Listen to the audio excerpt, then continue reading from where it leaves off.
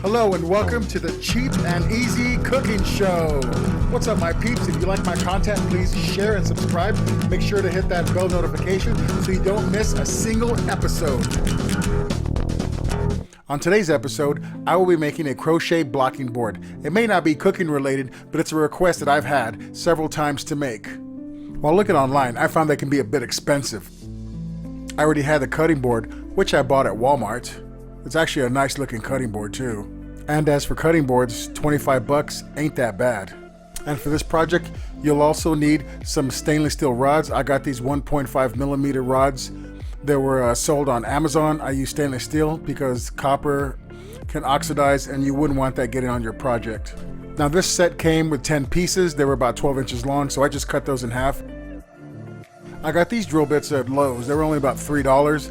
These washers I didn't end up using. And this clear ruler was a big help. You'll also need a pencil. That way you can go ahead and erase these lines. Makes it a lot easier. So for this, I just marked off 1-inch sections and then just ran the line from point to point. So I made a point on the top and a point on the bottom. You don't have to use this cutting board from Walmart. I liked it because it has rubber feet, so it's non-slip.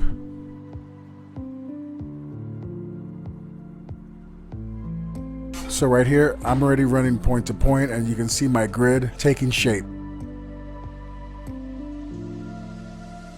This cutting board is actually pretty thick also, so to me that's a benefit. So that way you can stick those metal rods, you'll have a nice room for them to seat properly.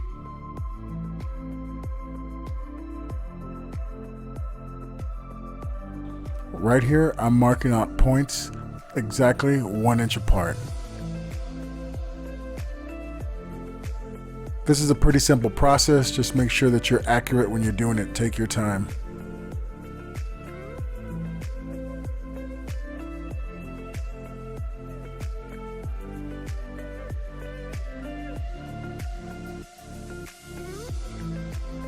Next comes the drilling process. That's also fairly straightforward. Just make sure that you're drilling as straight as you can.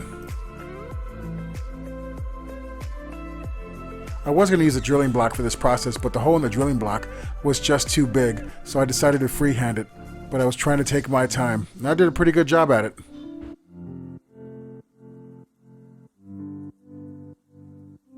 Now right here, I cut one rod at 6 inches, and I'm cutting all the other rods in half and then making sure that they're all 6 inches.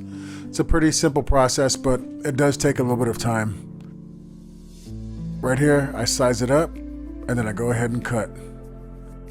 And then I take the piece that I cut, compare it to the first one, and there you go.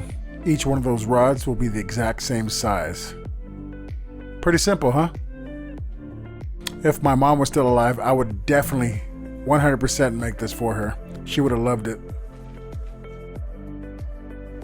Okay, right here, I took a sanitizing wipe and I'm taking off all of the graphite from the pencil and whatever residue from my hands, because you want to make sure that this cutting board is as clean as possible, because whatever's on here, you don't want it to touch whatever you're working on. You don't want to stain it or dirty it, especially if you're working with lighter colors like pinks and whites and yellows. And these rubber feet make this board non-slip.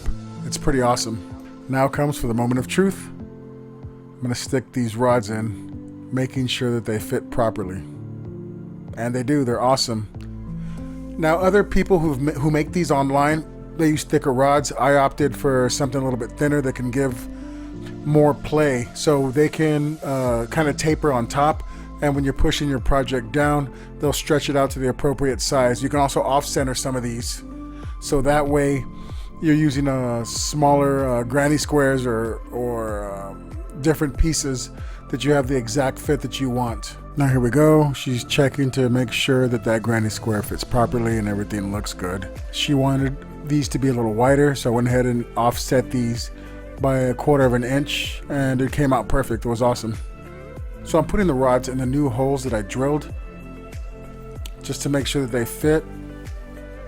And the next thing I'm going to do is I'm going to put one of these squares over these rods, and you'll see what I mean, that it's going to give a little bit of play so it's not rigid on the top. It makes it extremely easy because these things are kind of bendable.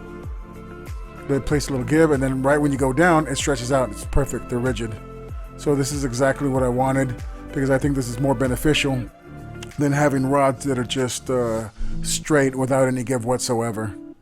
My thought process with this is, if you have arthritis or your hands are achy or they hurt, that it would be a lot easier if these bend a little bit instead of trying to make these fit onto some rods that were rigid.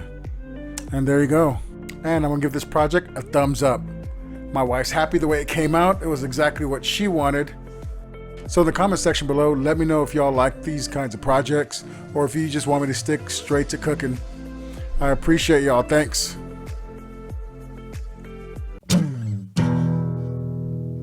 Thanks for watching.